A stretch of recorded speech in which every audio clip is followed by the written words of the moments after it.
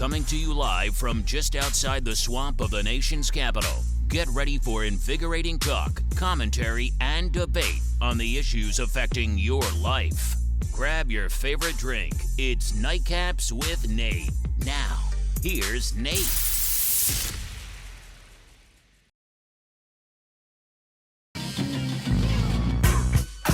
Hey, welcome back to another Nightcap with Nate. I'm Nate.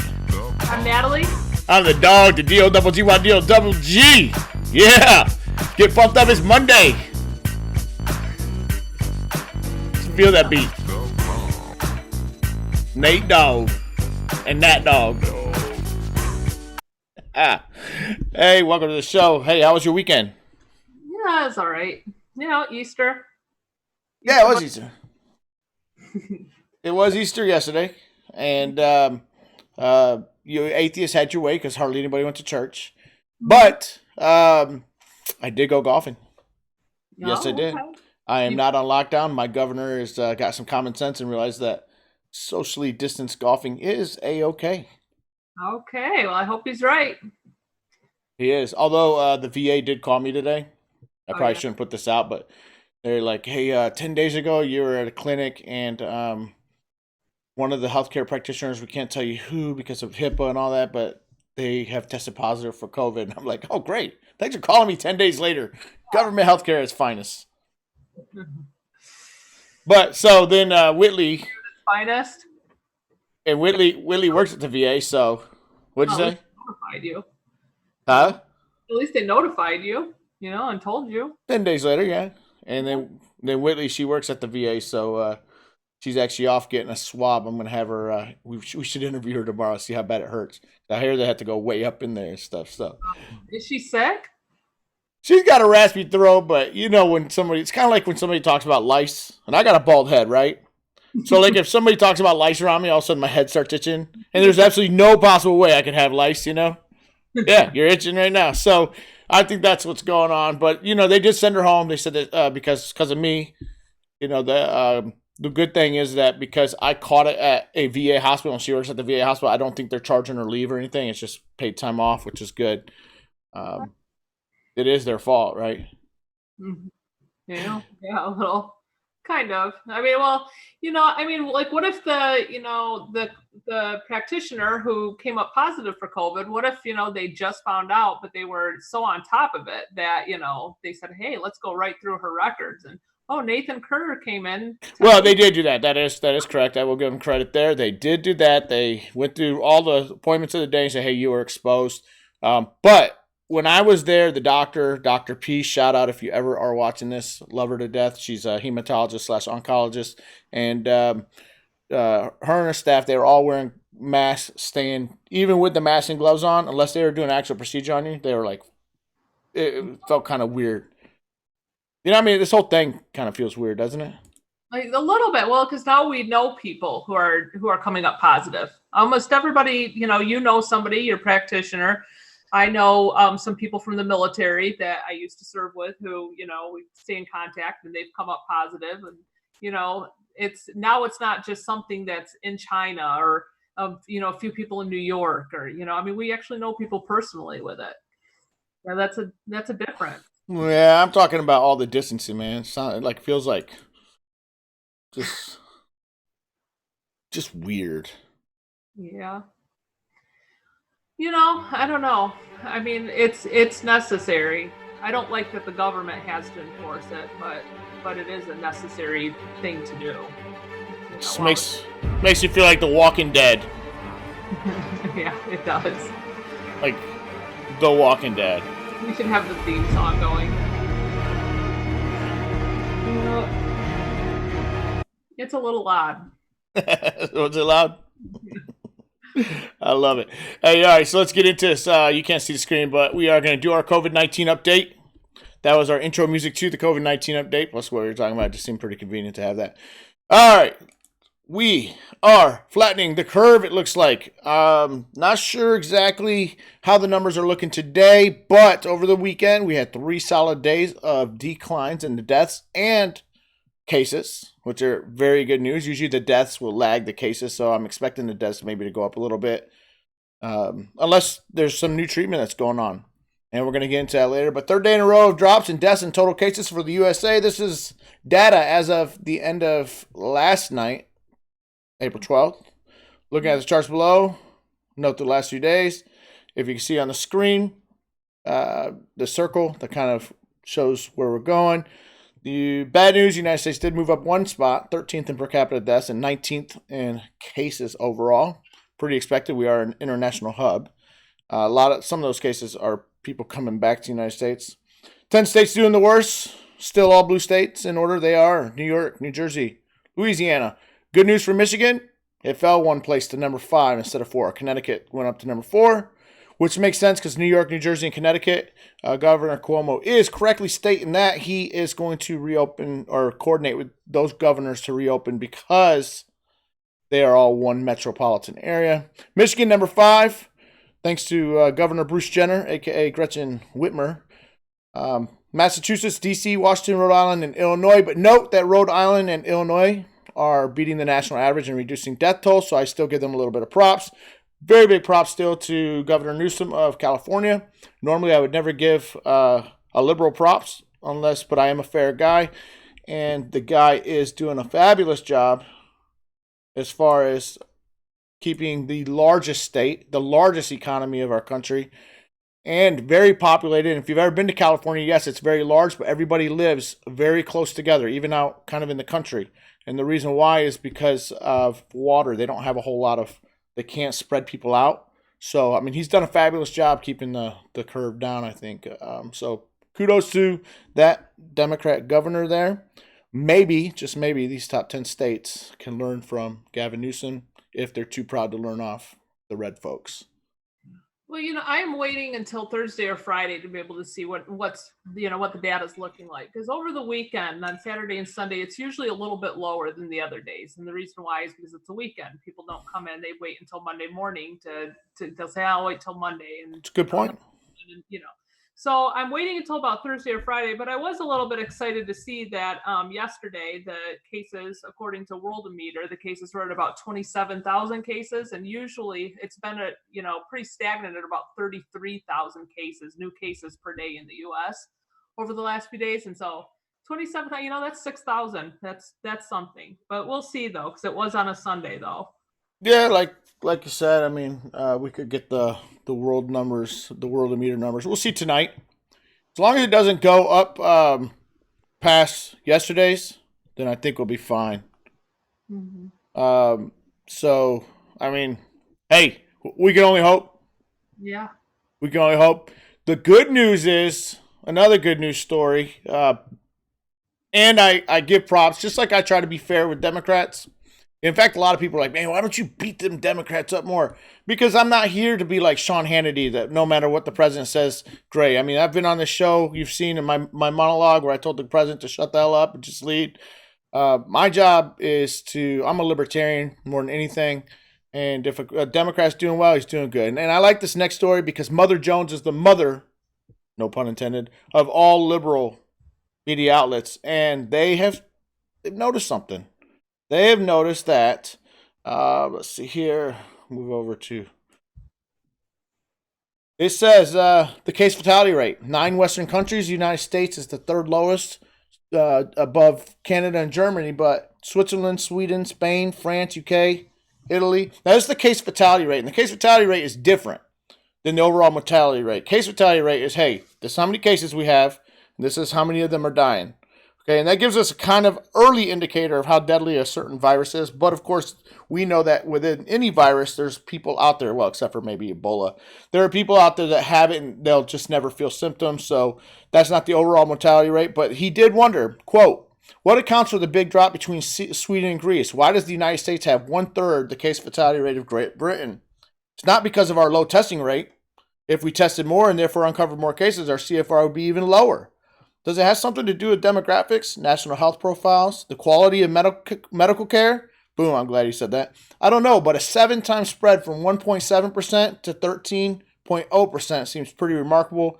Whatever the answer is, it goes a long way toward explaining why our death rate from COVID-19 is pretty low so far, he says. you keep bringing up the quality of medical care in the U.S. compared to other countries, mainly socialist countries. But like, what is it that it's not like this is cancer or something? It's not like we need chemotherapy or we need some like life changing procedures for it. You need a ventilator for the most serious of cases. And you need to, and for mild or even moderate cases, they send you home and they give you some steroids and they say go to bed, sleep it off. Well, and if you go into distress, with your breathing, then you go back to the hospital and then they get you on a ventilator. It's not like, so when you're comparing the quality of care between the two, I mean, what is the real difference that the U.S. that you think that the U.S. is providing that socialist countries are not? Well, one is capacity. We know that in Canada, a lot of Canadians will come over to the United States, the richer ones, because they're not allowed to have private insurance in Canada. Unlike Germany, where you can have private insurance. In fact, in Germany, the rich people use private insurance. And they get private hospital care and all that stuff, and so their wait times are much lower. But it's capacity. It is very expensive to run a healthcare system, and when your government is on the hook for that, they have to make priorities. And one thing I would say is that the United States, because it's a free market system, has more capacity because people are making money off healthcare. Now, I've always said healthcare is too damn expensive, and part of that is our fault because we have a quasi system. And there was one guy who believed in socialized medicine that was actually kind of correct. He said either go all the way with socialist medicine or go all the way with free market. You can't be in the middle because that's what's making everybody pissed off. And but capacity is the key. I remember when I was in Germany, I had the most excruciating pain, and I went to the Army doctor. This is during the Clinton administration. Huge budget cuts. I put on a 32-day wait, 32 for a simple ultrasound. I'm dying, man. I'm in pain. Come to find out I had gallstones. I go to the German hospital and they get me in right away. And I'm thinking, wait, this is socialized medicine. So I asked the one doctor. He was the chief of gastroenterology. He was the one that was working on me. So how did I get him? He's like, well, one, I speak good English, and two, the military pays directly. So we, he's like, it's not fair to the German citizens, but we make sure that you guys get care because we're getting paid directly. There are no budgets I have to go through and all that. This money comes directly to the clinicum. And I was like, wow, really? He's like, yeah. I was like, and he was a believer in the United States medicine. I said, wow. I mean, all the Germans, they get free healthcare. And he said, yeah, but our doctors come out making 40 grand. That was 1999, 40 grand a year. So the good doctors tend to try to find a way to get to the United States so that they can make $300,000-$400,000 a year. And I said, man, it makes sense. Well, I don't know. I know that, there are a lot of problems. I think that if you underfund anything, it's kind of like follow the money, If you underfund anything, if you don't pay doctors enough, if you don't, wherever the money is at, that is where you're going to end up, there's going to be more care. So, with the VA and with the military systems or anything, that's lacking in care or quality, you usually can find a lack of funding somewhere, and that's the problem with the VA. I don't think it's lack of funding. Well, because we know that they get billions and billions of dollars. You either are all in or you're all out. And the problem with the United States is whenever we try a socialist model, we do it halfway because people are not comfortable with spending the money or they're not comfortable with socialism or for whatever reason. And we get kind of, to be blunt, a half-ass model. We do. That's what I was saying. But here's halfway. And so to me, and I'm a liberal. To me, if you're not going to fully engage and you're not going to do a fully socialist, a good, well-funded model, then leave it alone and just give it back to capitalism. Because if you do it halfway, it's not better than either of them. Have you when you were in the military, did you have any government civilians working for you or working with you? I had civilian working with me in legal. Or wherever. Yeah, any government employee.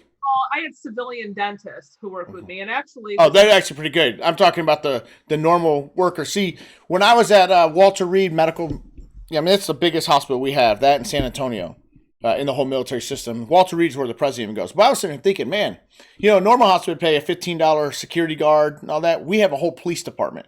Boom, that's expensive. VA has its own police department. That's expensive. Everything in the government just costs more, and So wages have to suffer because everything just costs more. And so it's a double whammy because while the lower wage people do get paid more, my wife as a nursing assistant before she gets her RN, she makes more working for VA than in the private care. But a doctor makes less at the VA than in private care. So there's this dichotomy. I mean, there's this struggle. The thing with the government and the reason why Americans are against government control is because every one of them go to the DMV, or as in Michigan, they call them the Secretary of State, and they see what government gets you. They see the bureaucracy, the long wait lines and all that, and they're scared to death that, hey, I don't have time to. Do you remember growing up? I don't know if you remember, we went to this doctor. I'm not going to name his name in case he's on here, but he always had the longest wait times. In fact, I was checking his reviews. It was in Flint. And it was like a doctor accepted Medicaid. You know, we grew up on welfare, so we were on Medicaid. And this doctor, man, you would go in for a 12 o'clock appointment, and they would give you a beeper and say, hey, we'll just go to the mall or something, and we'll contact you when it's your turn. It'd be like 2 or 3. That's how government healthcare seems to be. The amoxicillin doctor. No matter what, amoxicillin. Well, yeah. Favorite doctor, but is that, are we talking about the same one? I think we're talking about the same one. Well, if we're talking about the same one, he's also, yes, he was the Medicaid doctor, but he was also the doctor that when we moved up north, we found out that the doctor that we found that was a really good doctor up north studied under him, and she was a very good doctor. So that I'm sure that mom went to was actually a really good doctor. That's probably why his wait times were so long, was because he provided really good care. He did. He had good, he didn't do the 15-minute model. I mean, he busted right through it. And I see it a lot at the VA too. If you had the first appointment at 8, they're always late. Doctors are always late to get to work. Always. I never understood why.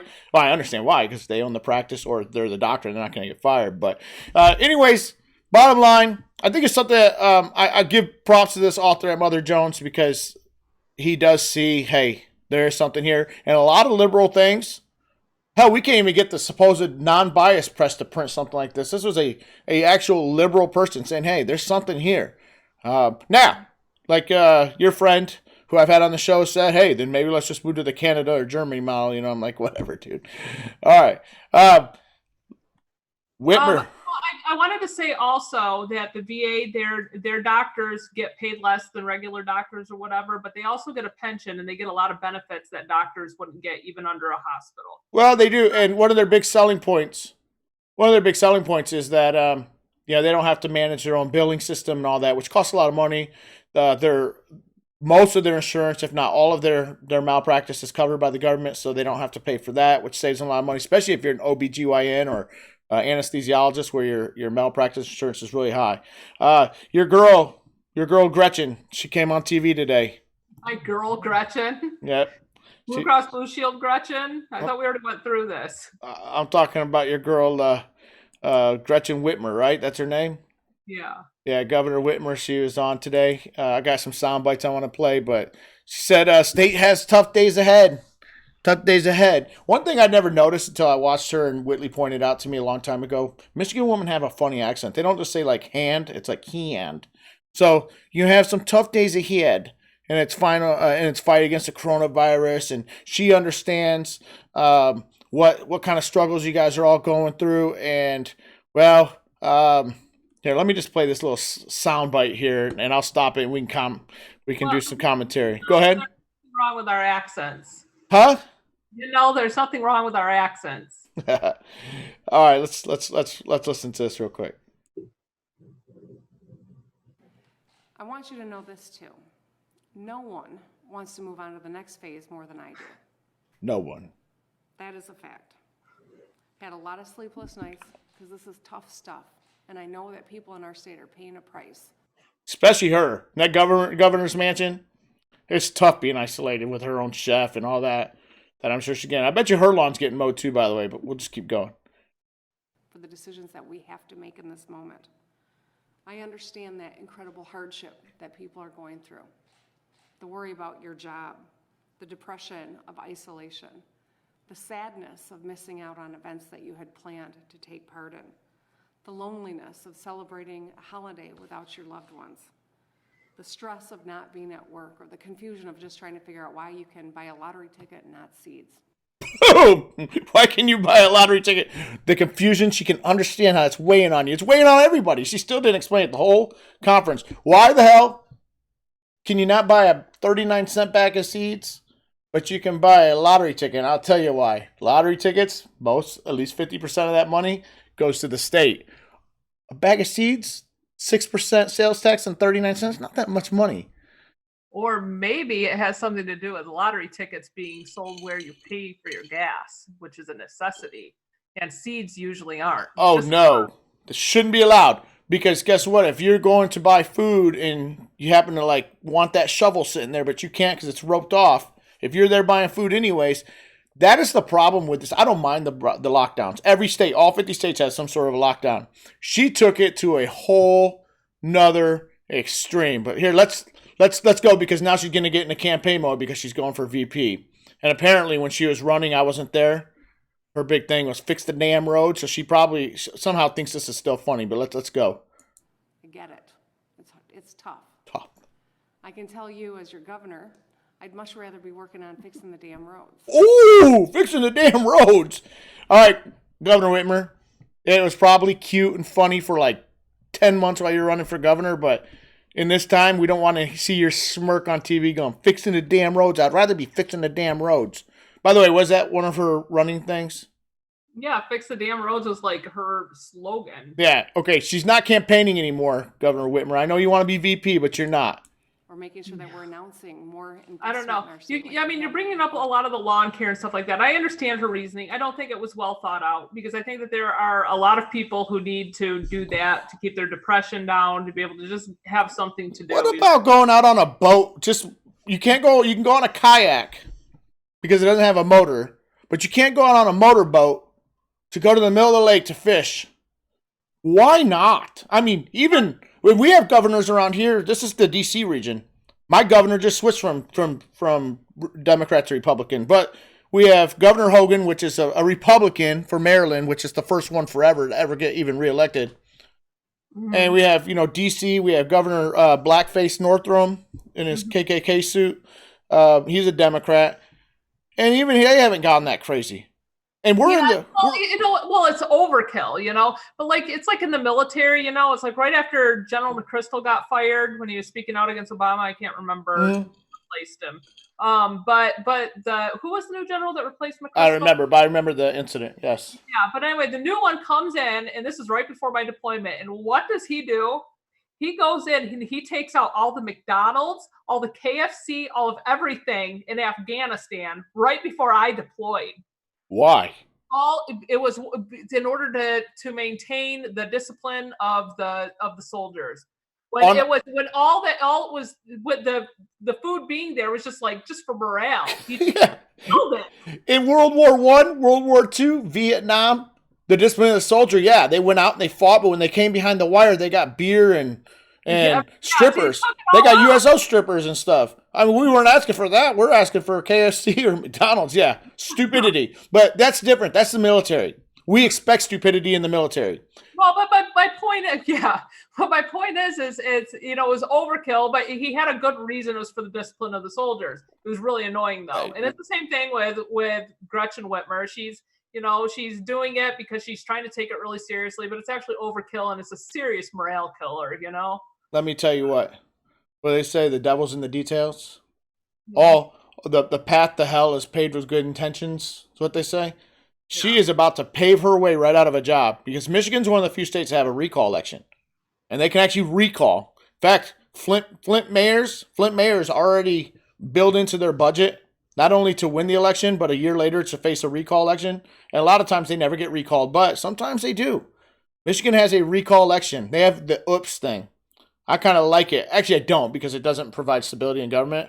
In this case, I'm going to be biased and say I love it because she might be gone. There is an actual protest that's going to take place that I just found in the news. Oh, where am I at here? Boom and boom. It says, a slap in the face. Furious Michiganders, this is Business Insider, by the way, are planning to protest their governor's travel crackdowns in the state capital. I took a look at their Facebook page. They have 3.2 thousand going, 14,000 interested. They call it an Operation Gridlock because a federal judge had ruled that you cannot stop a protest because it's freedom of speech. as long as they're still socially distancing. And so they're like, hey, okay, we'll stay in our car, and they're going to just block these streets in Lansing.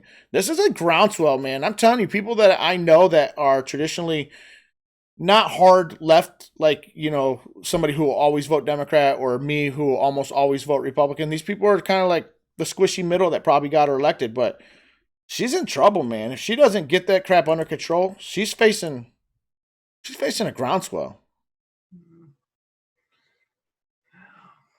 I mean, that's it. Like, I don't know what to say or what. You and I haven't really been disagreeing that much lately. I think you need to get something a little more controversial up here.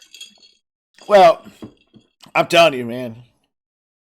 Gretchen Whitmer, she needs to quit running for VP because she's probably not getting it anyways. It looks like Dementia Joe is going to probably go with maybe Klobuchar or Kamala Harris, which is a bad choice for him. If I was him and Gretchen was doing a little better, I'd pick Michigan because he needs to win Michigan to win the election. He needs to win progressives to win the election.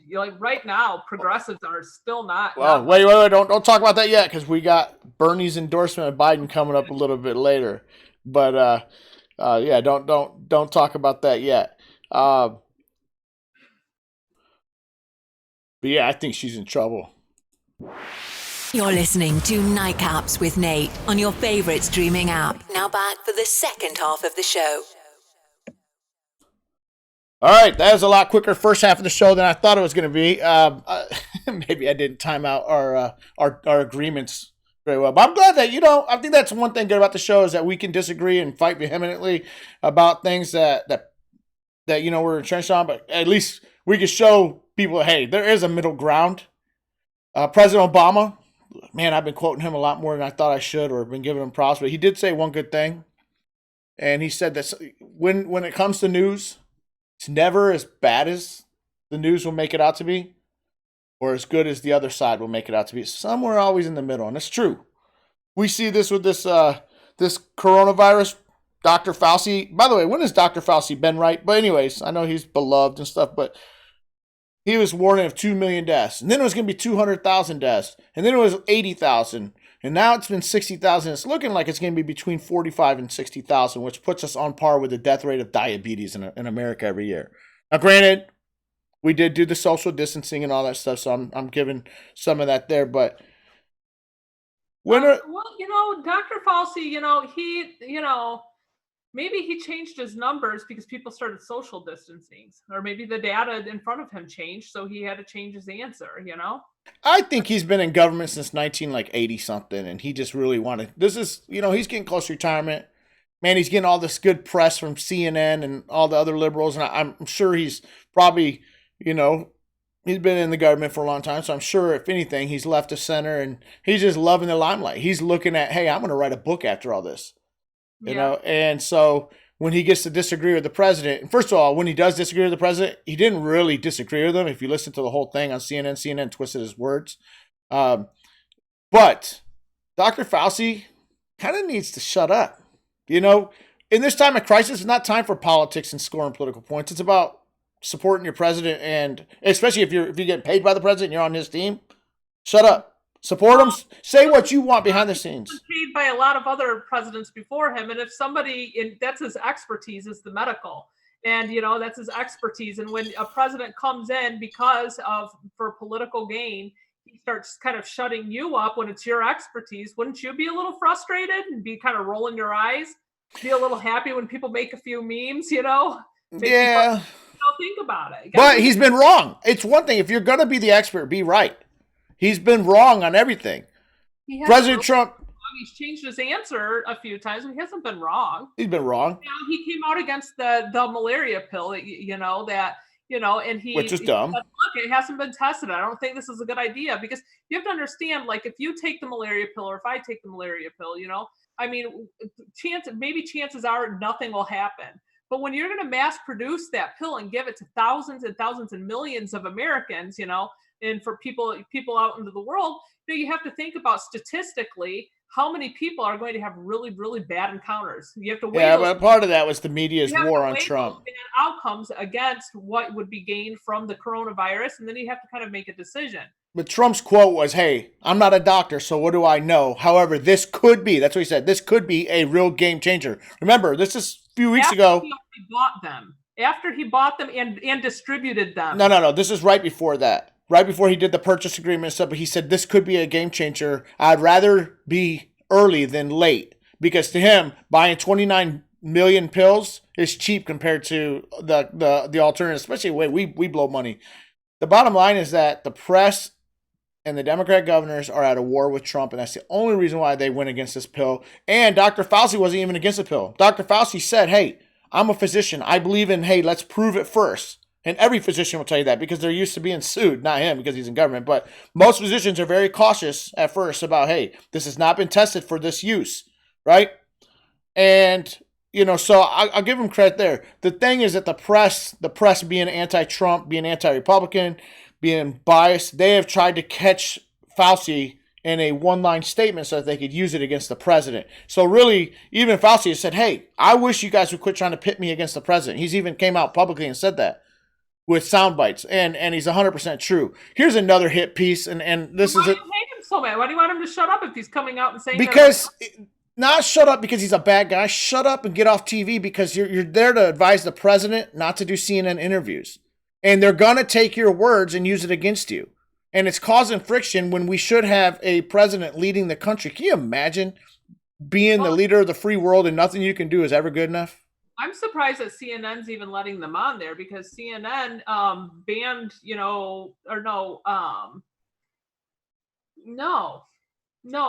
Pence banned some of the head people in the cabinet from going on. Including Dr. Fauci, but you can't really do that unless, you could, but the threat of firing, they're not going to fire Dr. Fauci in the middle of this pandemic. They'll wait. But it's just, here's an example. Remember I told you I like NPR, right?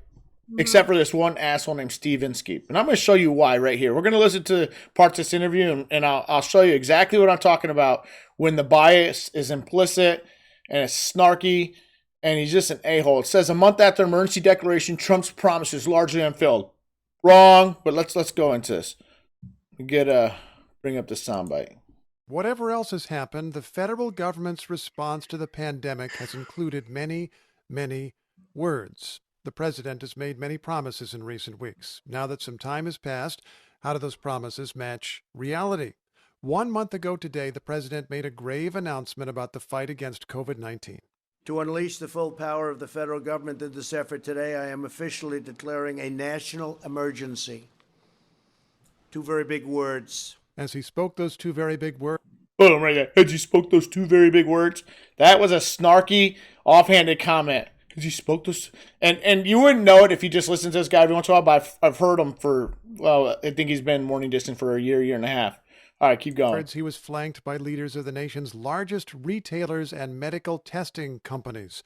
And the president promised to mobilize public and private resources working together to meet the crisis. He pledged a sweeping national campaign of screening and drive-through sample collection and lab testing. NPR Washington investigative correspondent Tim Mack is on the line. Tim, good morning. Good morning. All right, let's check out those promises now that a month has passed. What did the president say would happen, and what has happened? So members of the NPR investigations team went through every promise the president made on that March 13th Rose Garden address. Here's one thing that he said then. We've been in discussions with pharmacies and retailers to make drive-through tests available in the critical locations identified by public health professionals. We contacted the retailers who were there, and we found that discussions have not led to any wide-scale implementation of drive-through tests. Lies. That was a got you. Okay, it's been a month. Let's see if every word's. First of all, the president of the United States, unless he invokes that one act, which he did over the face mask, but he can't do it all the time, can't force them to go out and create drive-through testing areas. If all those people flanked the president of the United States and said, hey, we're going to help you out, they're going to as the market permits. Okay? A. B, it takes a long time to coordinate something like that. You got to get the tests. You got to set up the tents. You got to have the signage. You got to have police there to route people in and out.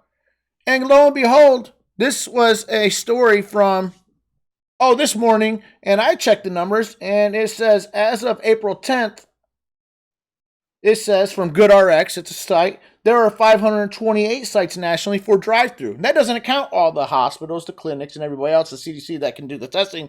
There's 528 drive-through tests. In fact, Governor Whitmer, has announced 14 more for the Detroit area.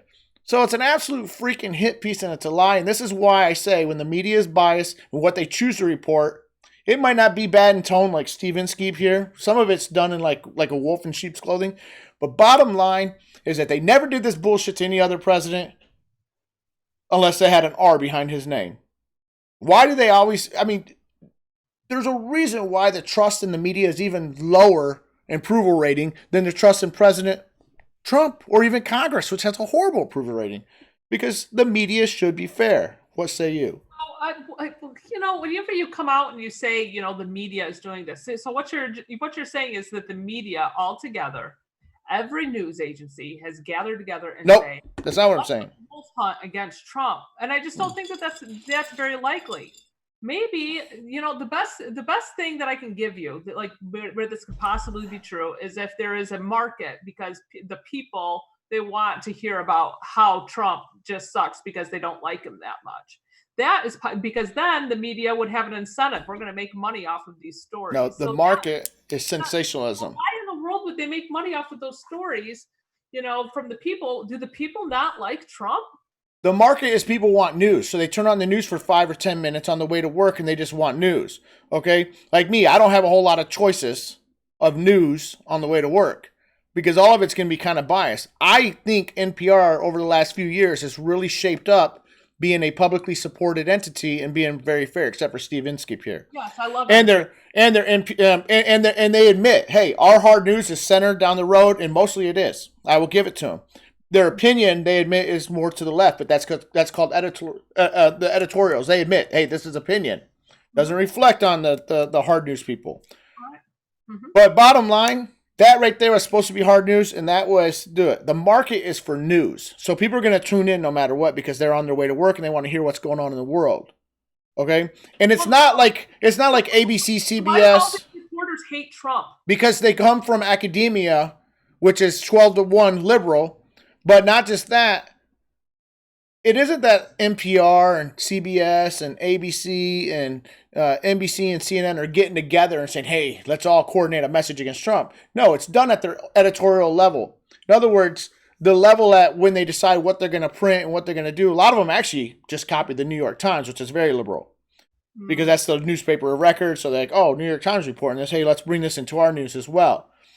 But on a level by level, there used to be a thing called an ombudsman that worked at each of these news organizations, and their job was to try to keep it fair. And if you had a problem with a report, you could report it to them, and their job was to come bring that report to the editor and say, hey, this is the perceptions you got, and then they would try. Let's think back before our time, Walter Cronkite, those type of people. They at least tried to be fair. I believe ABC and even CBS at least try to be fair. NPR tries to be fair. NBC, they're off the fucking chart. Excuse my language. And CNN and all them, but MSNBC. Both.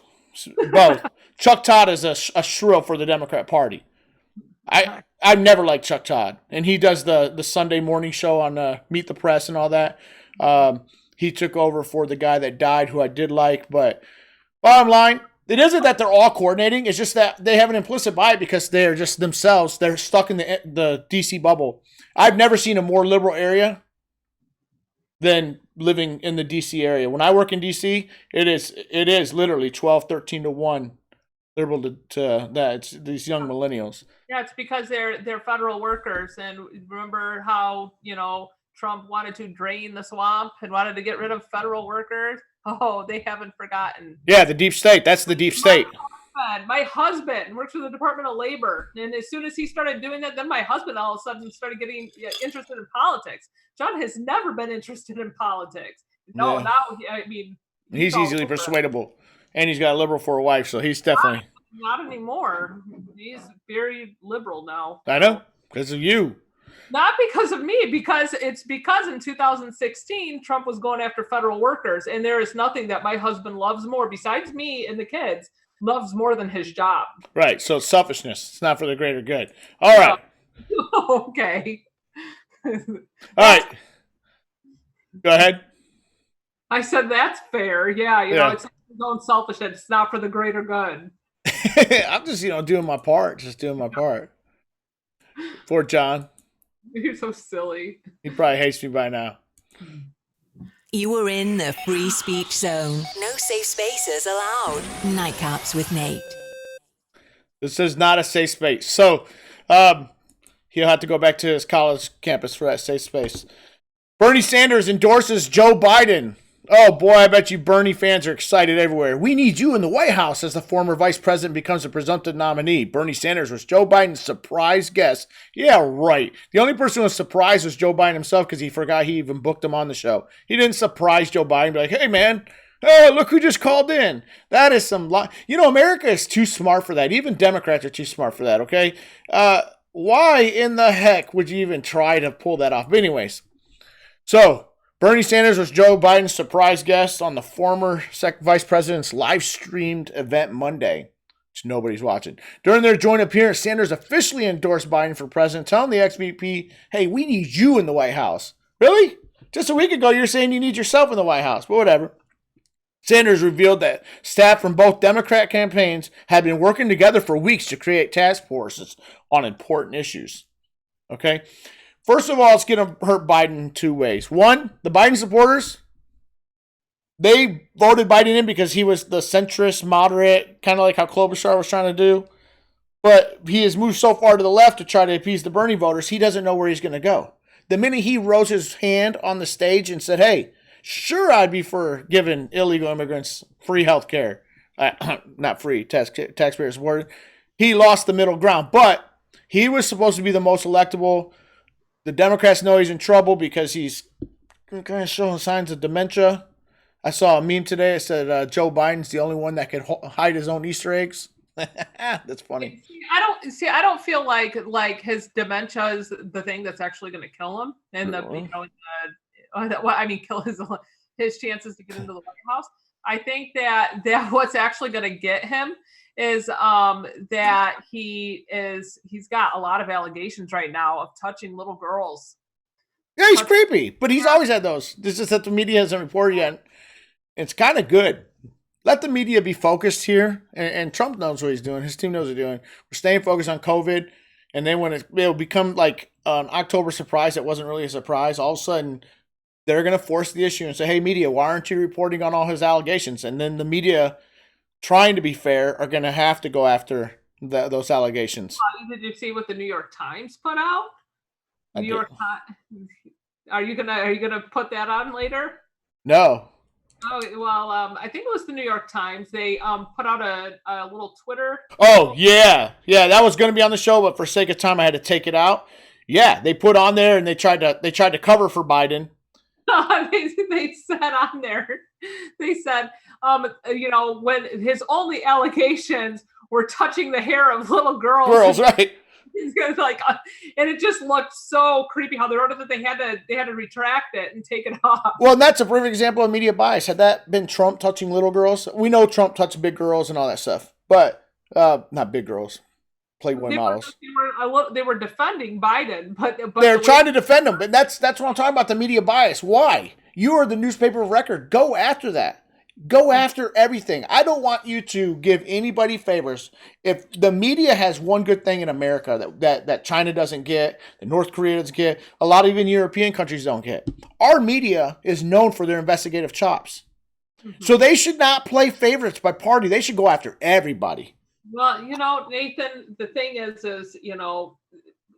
I feel like the media follow the money and you'll figure it out. I think that I don't think it has anything to do with academia. I think that it comes down to money. And the thing about Biden is that I really, really, really want to get on the train with Biden. I really want to. I want to be able to get on that and say, nope, we're going to support Biden.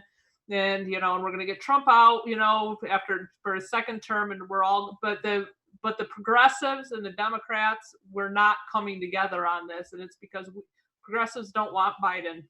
We really wanted Bernie, or at least somebody who resembles Bernie. So most of the progressives are either going to exercise their right to not vote, or they are going to vote third party.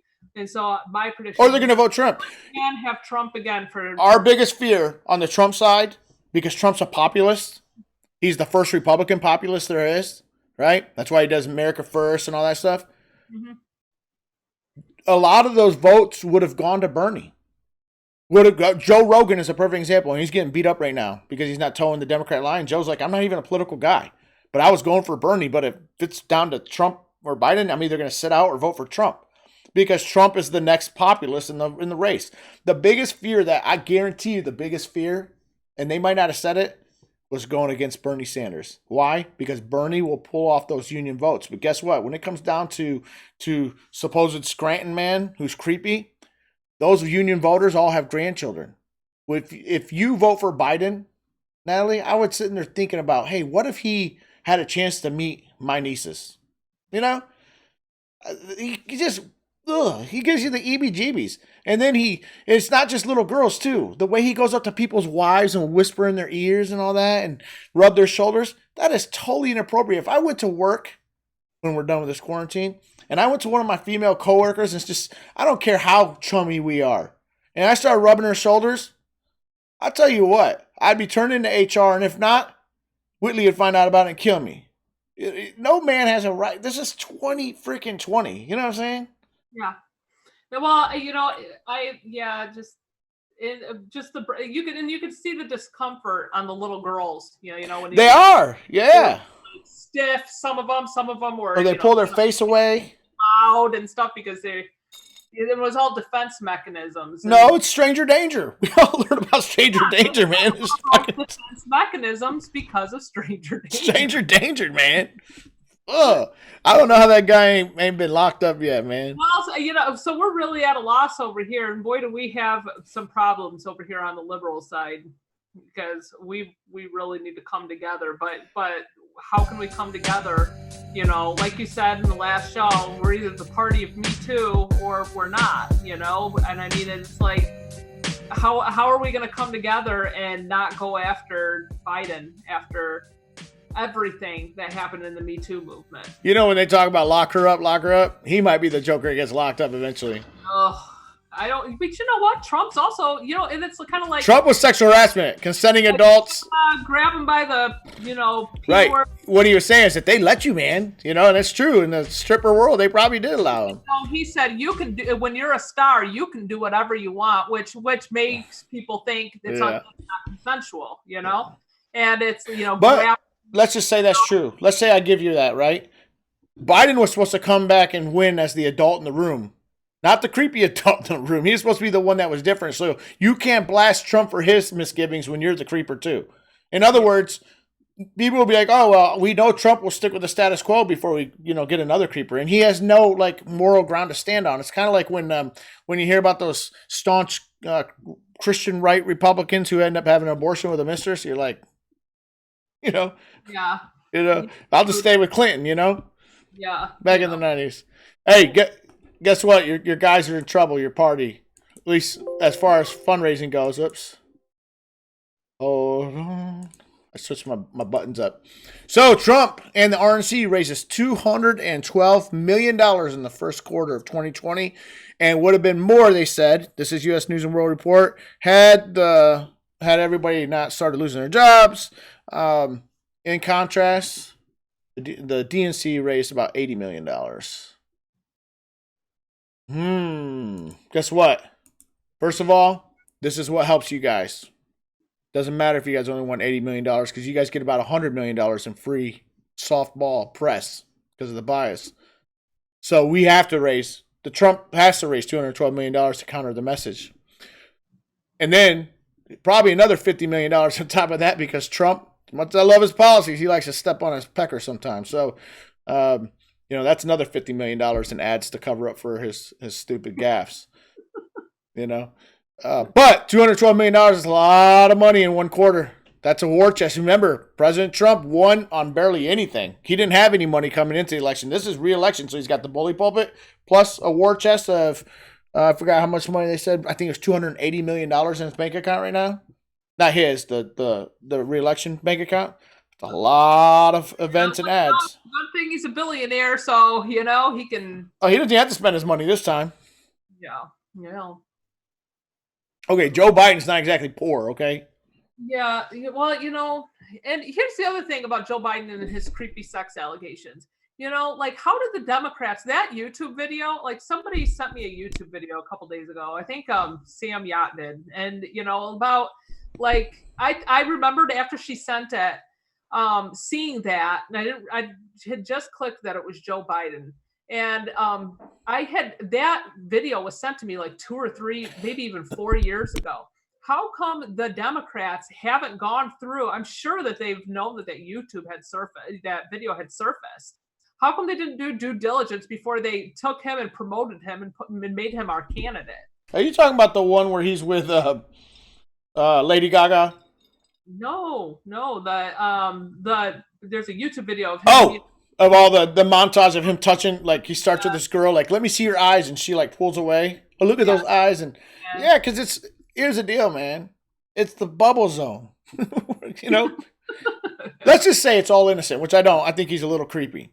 Okay, I used to say it's because he's so grandfatherly, but then when I saw other videos where he goes behind grown women and puts his hands like right under their breasts and stuff and holds them from behind, like during a press conference where, it's kind of like when Ariana Grande, whose funeral was that? The Queen of Soul there. Right, and the pastor came around, and I believe he didn't mean to. He had put his arm around her, and his hand happened to be right under her breast. Yes, he did. He was thinking, there is no way. If you have Ariana Grande come into your church service, you are going to be watching where your hands are. Yeah, you probably should. Yeah, and she's a cutie, man. Oof. But you have no right, and let me put this out there to any guy. If you think you have a friend in Donald Trump's statement, grabbing by the pussy and all that, I do not condone any of that behavior whatsoever. In fact, I have daughters and nieces. Let a man do that. I don't care how grandfatherly you think you are. You put your hands on my, and that's how every guy should be. Yeah. The only thing that I can give Trump is that, he's dealing with strippers. Not that they deserve to be in any way sexually assaulted, but a lot of them are hired as escorts, and they're there to strip and to do that kind of stuff on these guys and stuff. I think it ruins Trump's Christian chops, if he has any. But, leave the kids alone, man. You leave the kids alone. I don't care. You're not their grandfather. Unless they're your grandkids, you don't touch them that way. It's creepy. Well, and, and younger women, too.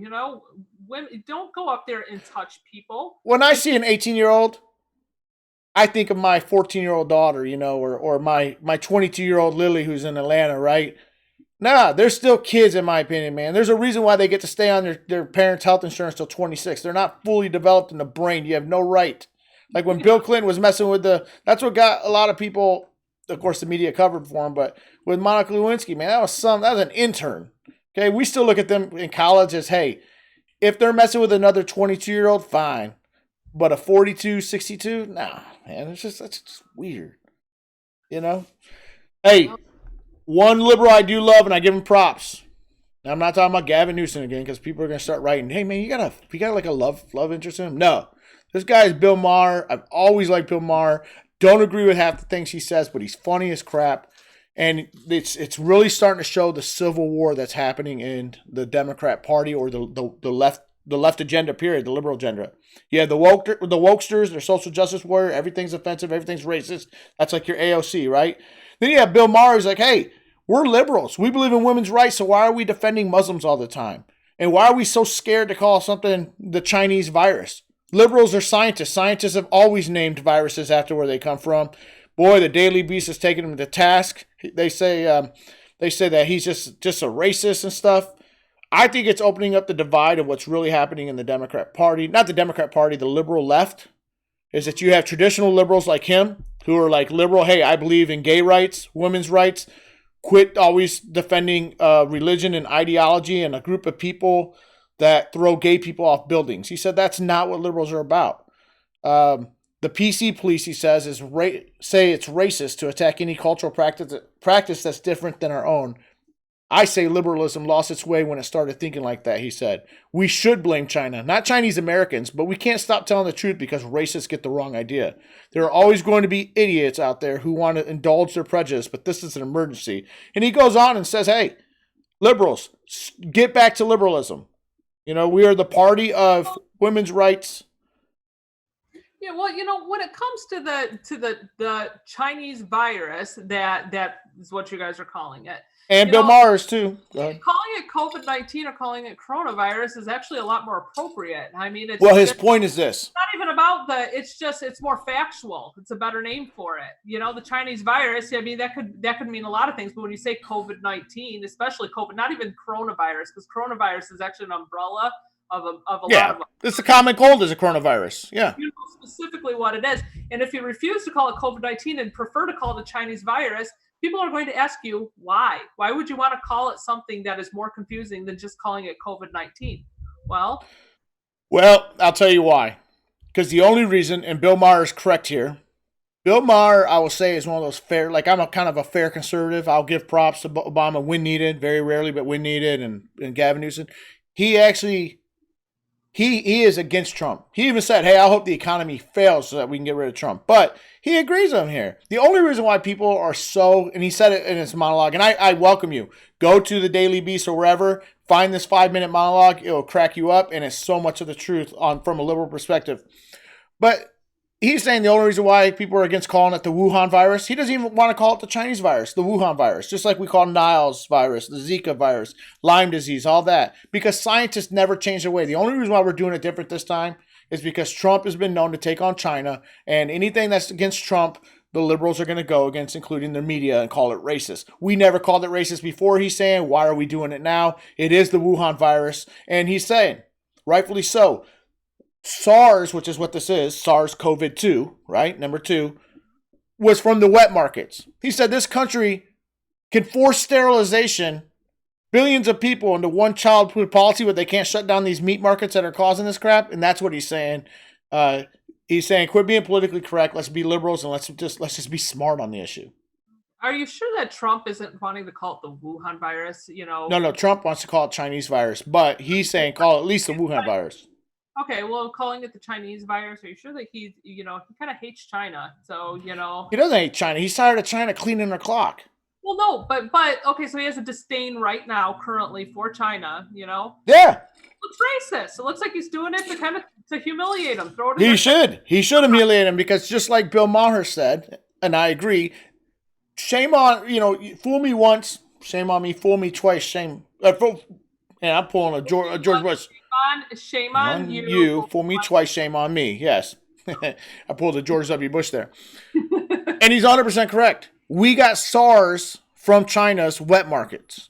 Mm. And we got this, which we could have stamped early on. But guess what?